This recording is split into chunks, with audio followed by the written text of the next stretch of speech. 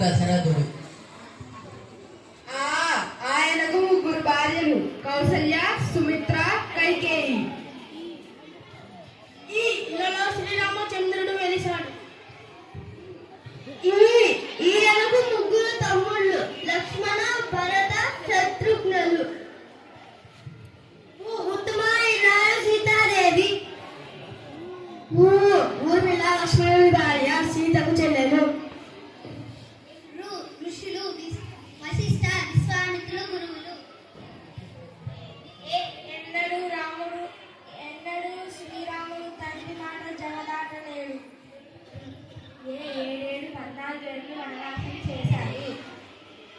ఐకమత్యంతో అన్నదమ్ముల్లాగా చరిత్రలో నిలిచారు రామలక్ష్మణులు. ఒకే మాట, ఒకే బాణం, ఒకే భార్య, ఇవి రాముడి సూత్రాలు. ఓపికతో సీత కోసం ఎంతో కాలం ఎదురు చూశాడు.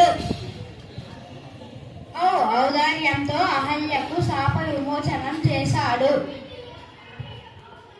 అందరితో కలిసి వారధి నిర్మించాడు. అందరి చేత కీర్తించబడ్డాడు.